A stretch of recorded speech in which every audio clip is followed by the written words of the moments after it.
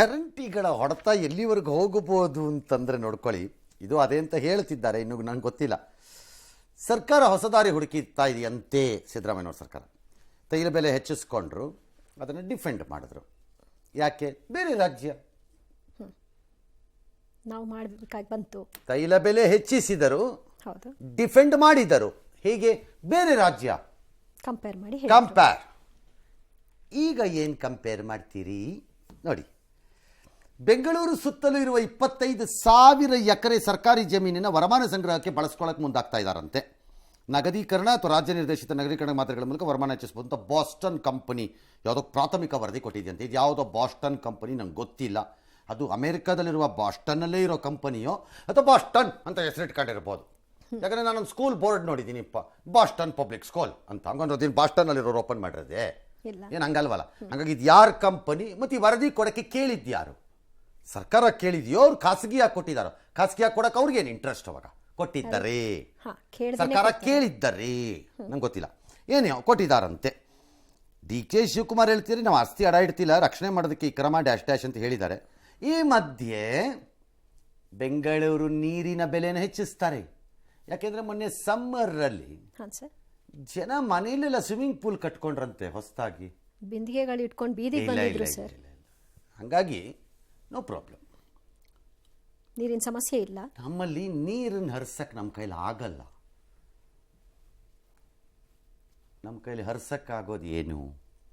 Sir, ಗುಂಡು ಹರಿಸ್ತೀವಿ, ಎಷ್ಟು ಬೇಕಾದ್ರೂ ಹರಿಸ್ತೀವಿ. ಅದನ್ನು ಬೇರೆಗೆ ಹೆಚ್ಚಳ ಮಾಡ್ತಾರಂತೆ.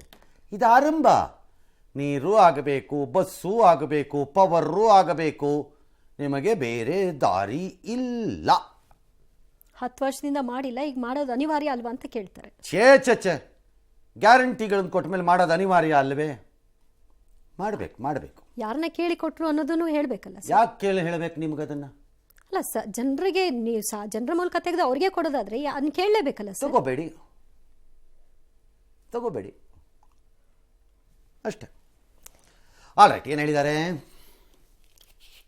ಸೋರ್ಸ್ಗಳು ನಿಂತು ಹೋದಾಗ, ದಿವಾಳಿ ಆದಾಗ ಪಿತ್ರಾರ್ಜಿತ ಆಸ್ತಿ ಕೈ ಹಾಕಿದ್ದಾರೆ. ಅದೇ ರೀತಿ ಇವತ್ತು ಕರ್ನಾಟಕ ಕಾಂಗ್ರೆಸ್ ಸರ್ಕಾರ ಪಿತ್ರಾರ್ಜಿತ ಆಸ್ತಿ ಇವತ್ತು ಮಾರಾಟ ಮಾಡ್ತಾ ಇದ್ದಾರೆ. ಅಂದ್ರೆ ಒಂದ್ ಕಡೆ ಸರ್ಕಾರ ದಿವಾಳಿ ಆಗಿದ್ದು ಬಹಳ ಸ್ಪಷ್ಟವಾಗಿದೆ. ಸಂಕಷ್ಟ ಈಗ ಅದ್ರ ಜೊತೆಗೆ ಅದೇಂತೂ 25,000 ಎಕರೆ ಭೂಮಿ ಅದ್ರ ಮೇಲೆ ಕಣ್ಣಾಕವ್ರಂತಲ್ಲ. ಈ ಕಾರ್ಯಕ್ರಮಗಳನ್ನ ಯಾವ ಪ್ಲೆಜ್ಜು ಇಲ್ಲ. ಆಸ್ತಿಗಳನ್ನ ಲೆಕ್ಕ ಮಾಡಿ, ಅಳತೆ ಮಾಡಿ, ಯಾವ ರೀತಿ ರಿನ್ಯೂವಲ್ ಮಾಡಬೇಕು, ಯಾವ ರೀತಿ ಅವ್ರ ದುಡ್ಡು ಉಸುಲು ಮಾಡಬೇಕು, ಯಾವ ರೀತಿ ಆಸ್ತಿಗಳನ್ನ ರಕ್ಷಣೆ ಮಾಡಬೇಕು. ಅದಕ್ಕೆ ಆಲ್ ರೈಟ್, ನೀವು ಮಾರದೇ ಇದ್ದರೆ, ಲೀಸ್ಗೆ ಕೊಡದೇ ಇದ್ದರೆ, ಅಡ ಇಡದೇ ಇದ್ದರೆ fine, fair enough, give the benefit of doubt to the deputy chief minister. ಮಾಡಲ್ಲ ಅಂತ ಮಾಡಿದ್ರೆ ಹೇಳ್ತೀನಿ ಏನು ಅಂತ. ಈಗ ನೀವು ಹಣೆ ಬರಹಾನ ಈಗ ಹೇಳಿ. ತೈಲ ಬೆಲೆ ಹೆಚ್ಚಿಸಿ ಏನಕ್ಕೆ ಕಂಪೇರ್ ಮಾಡಿದ್ರಿ? ಬೇರೆ ರಾಜ್ಯಗಳಿಗೆ ಹೋಲಿಸಿದ್ರೆ ನಾವು ಹೆಂಗಿದ್ದೀವಿ? ಈಗ ನೀವು ಯಾರಿಗೆ ಕಂಪೇರ್ ಮಾಡ್ಕೋಬೇಕು? ನಿಮ್ಮನ್ನ ನಿಮ್ಮ ಪಕ್ಷ ಮತ್ತು ನಿಮ್ಮ ಪಕ್ಷದ ನೇತಾರರಾಗಿರುವ ರಾಹುಲ್ ಗಾಂಧಿಗೆ ಕಂಪೇರ್ ಮಾಡ್ಕೋಬೇಕು. ರಾಹುಲ್ ಗಾಂಧಿ ಆರ್ಗ್ಯುಮೆಂಟ್ ಏನು?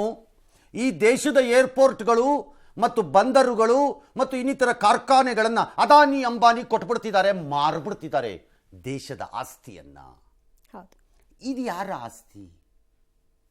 ಇದನ್ನು ಯಾರಿಗೂ ಮಾರಕ್ಕಾಗತ್ತೆ? ನೀವು ಹಾಗಾದರೆ ಮಾರಿದ್ರೆ ನಾ ಹೇಳ್ತಿರೋದು, ಅಡ ಇಟ್ಟರೆ ಹೇಳ್ತಿರೋದು, ಲೀಸ್ ಕೊಟ್ಟರೆ ನಾ ಹೇಳ್ತಿರೋದು ಗುತ್ತಿಗೆನಲ್ಲಿ. ನಿಮ್ಮದೇ ನಾಯಕನ ಆಗ ರಾಹುಲ್ ಗಾಂಧಿಗೆ ಏನು ಉತ್ತರ ಕೊಡ್ತೀರಿ? ಅಥವಾ ರಾಹುಲ್ ಗಾಂಧಿ ದೇಶಕ್ಕೂ ರಾಜ್ಯಕ್ಕೂ ಏನು ಉತ್ತರ ಕೊಡ್ತಾರಾಗ? ರಾಜ್ಯ ಸರ್ಕಾರದ ಜಮೀನುಗಳನ್ನು ಪರ್ಟಿಕ್ಯುಲರ್ಲಿ, ಒಂದು ಕಟ್ಟಡ ಹಿಂಗೆ ಒಂದು ಕಟ್ಟಡ ಹಂಗಾದರೆ ದೊಡ್ಡದಾಗಲ್ಲ. ಜಮೀನುಗಳನ್ನು ಕೊಡಬಾರ್ದು. ಕಾರಣ, ಮುಂದಕ್ಕೆ ಹೋಗ್ತಾ ನಿಮಗೆ ರಿಕ್ವೈರ್ಮೆಂಟ್ಗಳಿಗೆ ಅವೆಲ್ಲ ಬಫರ್ ಆಗಿ ನಿಂತ್ಕೋಬೇಕು. ಸಿಂಪಲ್ ಪಬ್ಲಿಕ್ ಯುಟಿಲಿಟಿ ವರ್ಕ್ಸ್ ಮಾಡೋಕ್ಕೆ ನಿಮ್ಮ ಹತ್ರ ಜಾಗ ಇರಲ್ಲ. ಈಗಲೇ ಇಲ್ಲ ಭಾಳ ಕಡೆ. ಸಣ್ಣ ಹಾಲಿನ ಬೂತ್ ಕಟ್ಟಬೇಕು ಅಥವಾ ಒಂದು ಇಂದಿರಾ ಕ್ಯಾಂಟೀನ್ ಕಟ್ಟಬೇಕು ಅಂದರೆ ಫುಟ್ಪಾತ್ ಒತ್ತುವರಿ ಮಾಡೋ ಸ್ಟೇಜಿಗೆ ಬಂದಿದ್ದೀವಿ. ಈಗಲೇ ಇಲ್ಲ ನಮ್ಮ ಹತ್ರ ಜಮೀನು. ಒಂದು ಶಾಲೆ ಕಟ್ಟಬೇಕು, ಏನೋ ಒಂದನ್ನು ಮಾಡಬೇಕು ಅಂದರೆ ಇಲ್ಲ ಜಮೀನುಗಳು ಅಥವಾ ಸರ್ಕಾರದ ಜಾಗಗಳು ಕಷ್ಟ ಆಗ್ತಾ ಇದೆ, ಮುಂದಕ್ಕೆ ಹೋಗ್ತಾ. ಹಾಗಾಗಿ ಇದನ್ನು ಉಳಿಸ್ಕೋಬೇಕು ನೀವು. You cannot sell it. ಒಂದು ಕಡೆ BDA ಭೂಮಿ ಕೆರೆದ್ಬಿಟ್ಟು ನೀವು ಲೇಔಟ್ ಮಾಡೋಕ್ಕೆ ಲ್ಯಾಂಡ್ ಅಕ್ವೈರ್ ಮಾಡ್ತೀವಿ ಅಂತೀರಿ, ಇನ್ನೊಂದು ಕಡೆ ನಿಮ್ಮ ಹತ್ರ ಇರೋ ಜಮೀನನ್ನು ಮಾರ್ತೀವಿ ಅಂತಂದರೆ ಅದು ಯಾವ ಲಾಜಿಕ್ ಆಗತ್ತೆ? ಕಾಂಗ್ರೆಸ್ಸಿನ ಪ್ರಕಟಿತ ನೀತಿ ಏನು? ರಾಜ್ಯ ಮತ್ತು ರಾಷ್ಟ್ರದ ಆಸ್ತಿಗಳನ್ನು ಖಾಸಗಿಯವರ ಕೈಗೆ ಕೊಡಬಾರದು. ಲೈಕ್ ಪಬ್ಲಿಕ್ ಸೆಕ್ಟಾರ್ ಅಂಡರ್ಟೇಕಿಂಗ್ಸ್ ಅನ್ನ ಮಾರಬಾರದು. ಅದವ್ರ ಸ್ಟ್ಯಾಂಡ್. ಇದು ಯಾರ ಆಸ್ತಿ ಹಾಗಾರೆ? ಇದು ರಾಜ್ಯದ ಆಸ್ತಿ ತಾನೆ, ಅಂದ್ರೆ ರಾಷ್ಟ್ರದ ಆಸ್ತಿನೂ ಅಲ್ವೇ? ರಾಹುಲ್ ಗಾಂಧಿ ಒಪ್ಕೋತಾರ್ತಾನೆ, ಒಪ್ಲೇಬೇಕಲ್ಲ. ಹಾಗಾಗಿ ನಿಮ್ಮ ನಿರ್ಧಾರ ಪ್ರಕಟ ಆದಮೇಲೆ ನೋಡೋಣ. ರಾಜ್ಯದಲ್ಲಿ ಪೆಟ್ರೋಲ್ ಡೀಸೆಲ್ ಬೆಲೆ ಹೆಚ್ಚಳ ವಿರೋಧಿಸಿ ರಾಜ್ಯದ ವಿವಿಧೆಡೆ ಬಿಜೆಪಿ ಪ್ರತಿಭಟನೆ ನಡೆಸಿತು, ಸರ್ಕಾರದ ವಿರುದ್ಧ ಆಕ್ರೋಶ ವ್ಯಕ್ತಪಡಿಸಿತು. ಈ ಮಧ್ಯೆ ನಿನ್ನೆ ಪ್ರತಿಭಟನೆ ವೇಳೆ ಸಿಎಂ ಟೀಕಿಸಿದ್ದ ಸಿಟಿ ರವಿ ವಿರುದ್ಧ ಹುಬ್ಬಳ್ಳಿ ಉಪನಗರ ಠಾಣೆಗೆ ಕಾಂಗ್ರೆಸ್ ದೂರನ್ನ ಕೊಟ್ಟಿದೆ. ಸಿಎಂಗೆ ಅಗೌರವ ತೋರಿದ್ದಾರೆ, ಹೀಗಾಗಿ ಸಿಟಿ ರವಿ ವಿರುದ್ಧ ಮಾನಹಾನಿ ಕೇಸ್ ದಾಖಲಿಸಬೇಕು ಅಂತ ಕೋರಿದ್ದಾರೆ. ಇನ್ನು ಬಿಜೆಪಿ ಪ್ರತಿಭಟನೆಯನ್ನು ಕಾಂಗ್ರೆಸ್ ದೂಷಿಸಿದೆ. ಜನ ದಂಗೆ ಏಳಬೇಕು ಎಂಬ ಎಚ್ಡಿಕೆ ಹೇಳಿಕೆಯನ್ನು ಕೂಡ ಡಿಸಿಎಂ ಆಕ್ರೋಶ ಹೊರಹಾಕುವ ಮೂಲಕವಾಗಿ ತಮ್ಮ ಮಾತನಾಡಿದ್ದಾರೆ. ಈ ಬೆನ್ನಲ್ಲೇ ತಮ್ಮ ಹೇಳಿಕೆಗೆ ಕುಮಾರಸ್ವಾಮಿ ಸ್ಪಷ್ಟನೆ ಕೊಟ್ಟಿದ್ದು, ಕಾಂಗ್ರೆಸ್ ಟೀಕೆಗೆ ಬಿಜೆಪಿ ರಾಜ್ಯಾಧ್ಯಕ್ಷರು ಗರಂ ಆಗಿದ್ದಾರೆ. ಪ್ರೊಟೆಸ್ಟ್ ಮಾಡಲಿಲ್ಲ ಅಂದ್ರೆ ಅವ್ರ ಎಕ್ಸಿಸ್ಟೆನ್ಸ್ ಹೋಗ್ತದಲ್ಲ, ಪ್ರೊಟೆಸ್ಟ್ ಮಾಡಲೇಬೇಕು. ಈಗ ಇವ್ರು ಹೇಳಿದ್ದಾರೆ, ನಮ್ಮ ಲೀಡರ್ ಒಬ್ರು, ದಂಗೆ ಹೇಳ್ಬೇಕು ಅಂತ. ದಂಗೆ ಲಾ ಅಂಡ್ ಆರ್ಡರ್ ಪ್ರಾಬ್ಲಮ್ನ ಅವರೇ ಕ್ರಿಯೇಟ್ ಮಾಡ್ತಾ ಇದ್ದಾರೆ. ಕಾನ್ಸ್ಟಿಟ್ಯೂಷನ್ ಅಲ್ಲಿ, ಸಂವಿಧಾನದಲ್ಲಿ ಓದ್ ತಗೊಂಡ್ರೆ 3-4 ದಿನಕ್ಕೆ ನಾನು ಜನಗಳಿಗೆ ದಂಗೆ ಎದ್ದೇಳಿ ಅಂದರೆ ಏನೆಲ್ಲ ಕಾನೂನು ಬಾಹಿರವಾಗಿ ಪ್ರತಿಭಟನೆ ಮಾಡಿ ಅಂತಲ್ಲ. ನಿನ್ನೆ ನಾವು ರಾಜ್ಯಾದ್ಯಂತ ಪ್ರತಿಭಟನೆ ಮಾಡ್ತಾ ಇದ್ದೇವೆ. ಒಂದು ಕಡೆ ಮುಖ್ಯಮಂತ್ರಿಗಳು ಕೇಂದ್ರ ಸರ್ಕಾರವನ್ನ ದೂರ್ತಕ್ಕಂತ ಕೆಲಸವನ್ನ ಮಾಡ್ತಾ ಇದ್ದಾರೆ. ನಾವು ಹೋರಾಟ ಮಾಡಿದ್ರೆ ಅಲ್ ರೈಟ್, ದಗ್ಗೆ ಪಂಗೆ ಎಲ್ಲ ಜನ ಹೇಳೋ ಸ್ಟೇಜಲ್ಲಿ ಇಲ್ಲ ರೀ. ಸುಮ್ಮನೆ ಮಾತಾಡ್ತೀರಿ ಎಲ್ಲರೂ, ಯಾರು ಹೇಳಲ್ಲ. ಯಾವನು ಪುರ್ಸೊತ್ತಿಲ್ಲ ದಗ್ಗೆ ಪಂಗೆ ಹೇಳ್ಕೊಂಡು ಕೂತ್ಕೊಳ್ಳೋಕ್ಕಿಲ್ಲಿ. ಆ ಕಾಲ ಎಲ್ಲ ಮುಗಿದೋಗಿದೆ ದೇಶದಲ್ಲಿ. ಬಟ್ ಪ್ರೊಟೆಸ್ಟ್ ಮಾಡೋದು ಪ್ರತಿಪಕ್ಷಗಳ ಹಕ್ಕು. ಈಗ ಡಿ ಕೆ ಶಿವಕುಮಾರ್ ಎತ್ತಿನ ಗಾಡಿ ಹತ್ಕೊಂಡು ಹೋಗಿರ್ಲಿಲ್ವಾ? ನಾವೇ ತೋರಿಸಿರ್ಲಿಲ್ವಾ? ಅದೆಲ್ಲ ಕೆಪಿಸಿಸಿ ಆಫೀಸಿಂದ ವಿಧಾನಸೌಧದವರೆಗೂ ಸೈಕಲ್ ಹೊಡೆದದ್ದು ಎಷ್ಟು ವರ್ಷ ಆಗಿತ್ತು? ಸೈಕಲ್ ಹಿಡ್ಕೊಂಡ್ ಬಂದಿರ್ಲಿಲ್ವಾ ನೀವು? ಮಾಡಿರ್ಲಿಲ್ವಾ? ಅಣಕು ಶವಯಾತ್ರೆಗಳು ಮಾಡಿದ್ರು. ಮತ್ತೆ ಅಣಕು ಶವಯಾತ್ರೆ ಪೋಸ್ಟರ್ಸ್ ಇರಲಿಲ್ವಾ? 40% ಅನ್ಕೊಂಡು ನೀವು ಪ್ರೊಟೆಸ್ಟ್ ಮಾಡಿದ್ರಿ. ಅವ್ರು ಪ್ರೊಟೆಸ್ಟ್ ಮಾಡ್ತಿದ್ದಾರೆ. ಅವ್ರಿಗೂ ಹಕ್ಕಿದೆ. ಅಲ್ಟಿಮೇಟ್ಲಿ ಈ ಪ್ರೊಟೆಸ್ಟ್ಗಳನ್ನು ಜನ ಗಮನಿಸ್ಬೇಕು. ನೀವು ಏನಾಗ್ತಾ ಇದೆ, ಇದರಿಂದ ಆಗೋ ಹೊರೆ. ರಾಜಕೀಯ ಪಕ್ಷಗಳ ಪ್ರೊಟೆಸ್ಟೇ ಅಲ್ಲ, ಜನನೂ ನೀವು ಆಲೋಚನೆ ಮಾಡಬೇಕು. ಇದು ಸರಿಯೋ ಅಥವಾ ಇದು ತಪ್ಪೋ? ಈ ರೀತಿಯ ತೆರಿಗೆ ಸಂಪನ್ಮೂಲ ಸಂಗ್ರಹಗಳ ಗುರಿಗಳು ಯಾವ ಕಾರಣಕ್ಕಾಗ್ತಾ ಇದೆ? ರಸ್ತೆಗ, ಯಾವ ಅಭಿವೃದ್ಧಿ, ಆಸ್ತಿ ಸೃಜನೆಗ, ಯಾವುದಕ್ಕಾಗ್ತಿದೆ? ಗ್ಯಾರಂಟಿಗಳ ವಿಚಾರ. ಈ ಗ್ಯಾರಂಟಿ ಸ್ಕೀಮ್ಗಳು ಸರಿನಾ ಅಥವಾ ತಪ್ಪ? ಜನಕ್ಕೆ ಬಿಟ್ಟಿದ್ದದು. Ultimately democracy. ಎಸ್. ಇನ್ನು NDA ಸರ್ಕಾರ ರಚನೆಯಾಗಿ ವಾರ ಕಳೆದಿಲ್ಲ, ಅಷ್ಟರಲ್ಲಿ ರಾಹುಲ್ ಗಾಂಧಿ ಹೇಳ್ತಿದ್ದಾರೆ, ಅಲ್ಲಿ ಭಾಳ ಜನ ನಮ್ಮ ಜೊತೆ ಸಂಪರ್ಕದಲ್ಲಿದ್ದಾರೆ, ಉಳಿವಿಗಾಗಿ ಅವ್ರು ಭಾಳ ಕಸರತ್ತು ಮಾಡಬೇಕಾಗಿ ಬರಬಹುದು, ದುರ್ಬಲ ಆಗಿದೆ, ಒಂದು ಸಣ್ಣ ಸಮಸ್ಯೆ ಆದರೂ ಬಿದ್ದೋಗ್ಬಿಡುತ್ತೆ ಸರ್ಕಾರ ಅಂತೆಲ್ಲ ಬಿಟ್ಟಿದ್ದಾರೆ. ನನ್ನ ಪ್ರಕಾರ ನಂಗೆ ಅನ್ನಿಸ್ತಿಲ್ಲ ತಕ್ಷಣಕ್ಕೆ. ರಾಜನಾಥ್ ಸಿಂಗ್ ಸಭೆ ನಡೆಸಿದ್ದಾರೆ. ಸ್ಪೀಕರ್ ಸ್ಥಾನಕ್ಕೀಗ ಪುರಂದೇಶ್ವರಿ, ಒಡಿಶಾದ ಮೆಹತಾಬ್, ಭಾರ್ತೃಹರಿ ಮೆಹತಾಬ್, ನಿಕಟಪೂರ್ವ ಸ್ಪೀಕರ್ ಓಂ ಬಿರ್ಲಾ ಹೆಸರು ಇವೆಲ್ಲ ಬರ್ತಾ ಇದೆ. ಯಾರೋ ಒಬ್ರು ಮಾಡ್ತಾರೆ. ಬಟ್ ರಾಹುಲ್ ಗಾಂಧಿ ಹೇಳಿರೋದು ಇರ್ಬೋದು, ಅವ್ರ ಅಭಿಪ್ರಾಯ. ಯಾರೇನು ಬೇಕಾದ್ರೆ ಇಲ್ಲಿ BJP ಅವ್ರು ಹೇಳ್ತಿರ್ಲಿಲ್ವಾ, ಕಾಂಗ್ರೆಸ್ ಸರ್ಕಾರ ಬೆಳತೀಲಿ ಅಂತ. ಹಾಗೆ ಅವರು ಹೇಳ್ಕೊತಿರ್ಬೇಕು. But it's not that easy. ಯಾಕಂದರೆ NDAನಲ್ಲಿ ಒಂದು ಸಣ್ಣ ಪುಟ್ಟ ಆದರೆ ಒಂದು ಅಲಯನ್ಸ್ ಪಾರ್ಟ್ನರ್ ಹೆಚ್ಚು ಕಡಿಮೆ ಆದರೂ ಈ ಸರ್ಕಾರ ಏನು ಬೀಳಲ್ಲ. ದೇ ಟಚ್ 300+ ಅಲ್ಲಿ. ಹಂಗಾಗಿ ಉಳಿಸ್ಕೋಬೋದೇನೋ. ಒಂದು ವೇಳೆ ಇತ್ತು ಅಂತ ಇಟ್ಕೊಳ್ಳೋಣ, ಬೀಳತ್ತೆ ಅಂತ ಇಟ್ಕೊಳ್ಳೋಣಪ್ಪ ಸುಮ್ಮನೆ, ಫಾರ್ ಎಕ್ಸಾಂಪಲ್ ಊಹಾತ್ಮಕವಾಗಿ. NDA ಒಕ್ಕೂಟದಲ್ಲೂ ಏನು ಎಲ್ಲರೂ ನೀವೇನು ಗಮ್ಮಾಕೊಂಡೇನು ಅಂಟಿಸ್ಕೊಂಡಿಲ್ಲ. ನೀವು ಬಡದಾಡ್ಕೊಳ್ಳೋ ಗಿರಾಕಿಗಳಲ್ಲಿ ಒಳಗಡೆ ಇರೋದು. ಆ್ಯಂಡ್ ಆ ರೀತಿ ಬಡದಾಡಿ ಹೊರಕ್ಕೆ ಬಂದಿರೋದನ್ನ UPA 2ನಲ್ಲಿ ನಾವು ಲೆಫ್ಟ್ ಪಾರ್ಟೀಸ್ದು ನೋಡ್ಲಿಲ್ವಾ? ಸಿಂಪಲ್ ಅಮೆರಿಕನ್ ಡೀಲ್ ವಿಚಾರದಲ್ಲಿ ಲೆಫ್ಟ್ ಪಾರ್ಟೀಸ್ ಆಚೆ ಹೋದ್ರು. ಹಾಗಾಗಿ ನಿಮಗೂ ಅದೇ ಸಮಸ್ಯೆ ಇದೆ. ಮೂರನೇದು, ಭಾರಿ ಕಸರತ್ತು ಮಾಡಬಹುದು ಮೋದಿಯವರು ಅಂತ.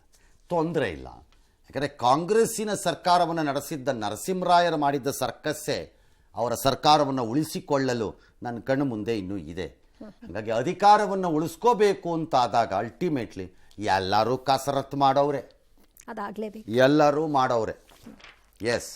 ವಯನಾಡಿನ ರಾಹುಲ್ ತಮ್ಮ ಸಹೋದರಿಗೆ ಬಿಟ್ಟುಕೊಟ್ಟಿರುವಂತಹ ವಿಚಾರ ಏನಿದೆ, ಇದು ರಾಜಕೀಯ ವಲಯದಲ್ಲಿ ಚರ್ಚೆಗೆ ಗ್ರಾಸವಾಗಿದೆ. ಇದು ಕುಟುಂಬ ರಾಜಕೀಯವಲ್ಲದೆ ಮತ್ತೇನು ಅಂತ ಬಿಜೆಪಿ ಪ್ರಶ್ನೆ ಮಾಡಿದೆ. ರಾಹುಲ್ ಗಾಂಧಿ ಬೇರೆ ಕ್ಷೇತ್ರದಲ್ಲಿ ಸ್ಪರ್ಧೆ ಮಾಡ್ತಾರೆ ಅನ್ನೋದನ್ನ ಮುಚ್ಚಿಟ್ಟು ಈಗ ತಮ್ಮ ಕುಟುಂಬದ ಮತ್ತೊಬ್ಬರನ್ನ ವಯನಾಡು ಮತದಾರರ ಮೇಲೆ ಹೇರಲು ಮುಂದಾಗಿರೋದು ನಾಚಿಕೆಗೇಡಿನ ಕೃತ್ಯ ಅಂತ ಹೇಳಿದೆ. ಇದಕ್ಕೆ ಕಾಂಗ್ರೆಸ್ ಕೂಡ ತಿರುಗೇಟನ್ನ ಕೊಡೋ ಮೂಲಕವಾಗಿ, ಹಾಗಾದ್ರೆ 2024ರಲ್ಲಿ ವಾರಣಾಸಿಯಿಂದ ಸ್ಪರ್ಧೆ ಮಾಡೋ ವಿಚಾರವನ್ನ ವಡೋದರ ಮತದಾರರ ಬಳಿ ಮುಚ್ಚಿಟ್ಟಿರಲಿಲ್ವಾ? ಅಂದ್ರೆ ಈ ಹಿಂದೆ ಮಾಡಿದ್ರ ಸ್ಪರ್ಧೆ ವಿಷಯವಾಗಿ ಮುಚ್ಚಿಟ್ಟಿರಲಿಲ್ವಾ? ಹಾಗಾದ್ರೆ ಅದೇನು ನಾಚಿಕೆಗೇಡಲ್ವಾ ಅಂತ ಕಾಂಗ್ರೆಸ್ ಪ್ರಶ್ನಿಸಿದೆ. ಇನ್ನು ಸಂದೇಹವೇ ಇಲ್ಲ, ವಯನಾಡ್ನಲ್ಲಿ ಪ್ರಿಯಾಂಕಾ ವಾದ್ರಾ ಅವರೇ ಗೆಲ್ತಾರೆ ಅಂತ ಸಂಸದ ಶಶಿ ತರೂರ್ ವಿಶ್ವಾಸ ವ್ಯಕ್ತಪಡಿಸಿದ್ದಾರೆ. ಪ್ರಿಯಾಂಕಾ ಸ್ಪರ್ಧೆ ವಿಚಾರವನ್ನ ಪರಾಜಿತ ಅಭ್ಯರ್ಥಿ ಅನ್ನಿ ರಾಜ ಸಮರ್ಥಿಸಿಕೊಂಡು ಸ್ವಾಗತ ಮಾಡಿದ್ದಾರೆ. ಇಲ್ಲೊಂದು 2 ಪಾಯಿಂಟ್. ನಂಬರ್ 1, ನನಗೆ ನೆನಪಿರೋ ಟೈಮ್ ಲೈನ್ ಕರೆಕ್ಟ್ ಇದ್ದರೆ ಮೋದಿದು ಗೊತ್ತಿತ್ತು 2 ಕಾನ್ಸ್ಟಿಟ್ಯೂನ್ಸಿಲಿ ಕಂಟೆಸ್ಟ್ ಮಾಡ್ತಿದ್ದಾರೆ ಅನ್ನೋದು 2 ಕ್ಷೇತ್ರದ ಜನಕ್ಕೆ ಗೊತ್ತಿತ್ತು, ಇರಲಿಲ್ಲ. ನಿಮ್ದ್ರಲ್ಲಿ ಏನಾಗಿತ್ತು, ಫಸ್ಟ್ ನೀವು ವಯನಾಡಲ್ಲಿ ಎಲೆಕ್ಷನ್ ಮುಗಿಸೋವರೆಗೂ ಅನೌನ್ಸ್ ಮಾಡಲಿಲ್ಲ ರಾಯ್ಬರೇಲಿನ, ಆಮೇಲೆ ಅನೌನ್ಸ್ ಮಾಡಿದ್ದು ನೀವು ಅದನ್ನು. ಹಂಗಿರಲಿಲ್ಲ ಅದು ಟೈಮ್ ಲೈನ್. ನನ್ನ ಮೆಮೊರಿ ಕರೆಕ್ಟ್ ಇದ್ದರೆ ಇದೆ ಅಂತ ನನ್ನ ನಂಬಿಕೆ. 2 ಕಡೆ ಮಾಡ್ತಾರೆ ಅನ್ನೋದು 2 ಕಡೆಯ ಮತದಾರಗಳಿಗೆ ಗೊತ್ತಿತ್ತು, ಗೊತ್ತಿಲ್ಲ ಅಂತಲ್ಲ. ಹಾಂ, ಫಾರ್ ಎಕ್ಸಾಂಪಲ್ ಅವ್ರ ತಾಯಿನೇ ಮಾಡಿದಾಗ ಅಲ್ಲಿ ಅಮೇಥಿನೋ ರಾಯ್ಬರೇಲಿಂದನೋ ಇಲ್ಲಿ ಬಳ್ಳಾರಿಯಿಂದನೋ ಮಾಡಿದಾಗಲೂ ಅವ್ರಿಗೆ ಎಲ್ಲರಿಗೂ ಗೊತ್ತಿತ್ತು 2 ಕಡೆ ಇದ್ದಾರೆ ಅವರು ಅಂತಾನೆ. ಆಮೇಲೆ ನೀವು 2 ಸರಿ 2 ಕಡೆ ಕಂಟೆಸ್ಟ್ ಮಾಡೋದೇನು ಫಸ್ಟ್ ಟೈಮ್ ಅಲ್ಲ, ಎಲ್ಲರೂ ಮಾಡಿದ್ದಾರೆ, ನೀವು ಮಾಡಿದ್ದೀರಿ.